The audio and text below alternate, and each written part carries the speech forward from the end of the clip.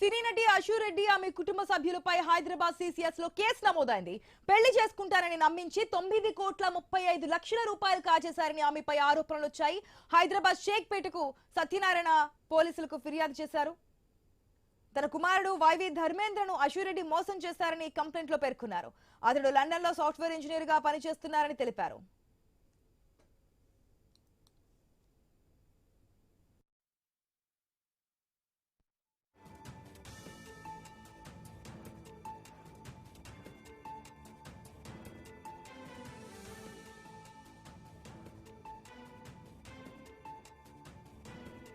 2018లో ధర్మేంద్ర భారత్ కొచ్చిన సమయంలో అతనికి అశు రెడ్డి పరిచయమైందని సత్యనారాయణ వెల్లడించారు. తాను అమెరికాలో చదువు పూర్తి చేసి సినిమాల అవకాశాల కోసం హైదరాబాద్ కు వచ్చినట్లుగా చెప్పిందన్నారు. పరిచయమైన కొద్ది రోజుల్లోనే ప్రేమిస్తున్నారని, పెళ్లి చేసుకుందామని ధర్మేంద్రను నమ్మించారని వెల్లడించారు. ఈ క్రమంలో కారు, బంగారం, ఆస్తులు కొనుగోలు చేయించుకొని తన పేరిటే రిజిస్ట్రేషన్ చేయించుకున్నారని ఆరోపించారు. ఆ తర్వాత ముఖం చాటేసి పలుమార్లు అడిగినా పెళ్లికి అశు రెడ్డి నిరాకరించారని తెలిపారు.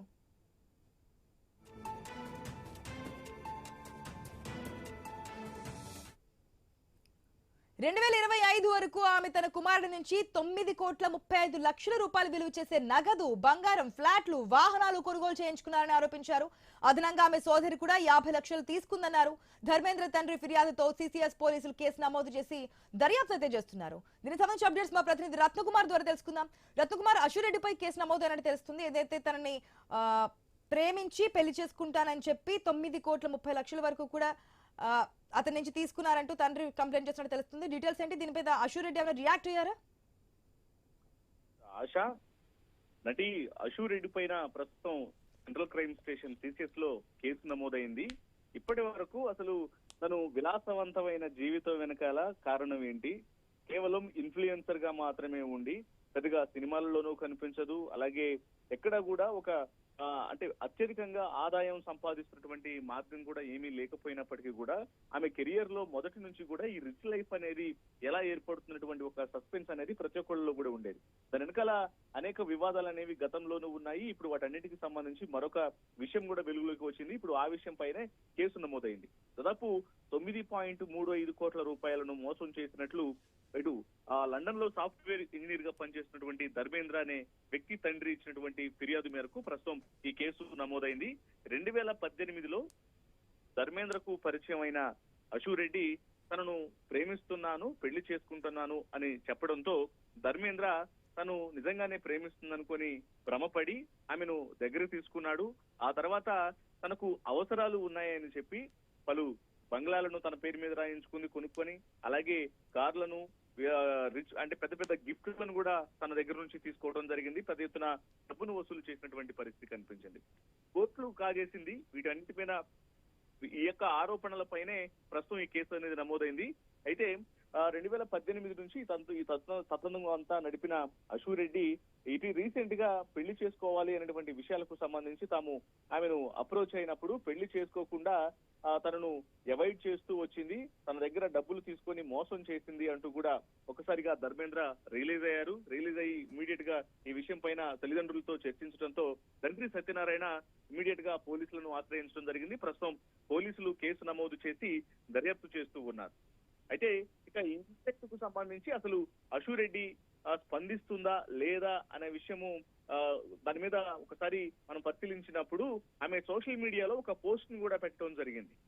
పోస్ట్ ని పెట్టి తనను పర్మిషన్ లేకుండా, తనను అడగకుండా వీటి మీద ఏదైనా వార్తలను ప్రచురం చేస్తే మాత్రం ఖచ్చితంగా దాని మీద లీగల్ గా చర్యలు తీసుకుంటారనేటువంటి విషయాలతో కూడినటువంటి ఒక పోస్ట్ ను పెట్టింది. అయితే ఇక్కడ పోలీసులు పక్కగా కన్ఫర్మ్ చేశారు. ఆ ఎఫ్ఐఆర్ కాపీ కూడా మన చేతిలో ఉంది. ఈమె మోసానికి సంబంధించి దాన్ని పోలీసుల నాలెడ్జ్ లో ఉంది కాబట్టి ఖచ్చితంగా దీనికి సంబంధించి ఆమె మరి మీడియా ముందుకు వస్తుందా లేదనేది వేచి చూడాల్సినటువంటి అవసరం ఉంది.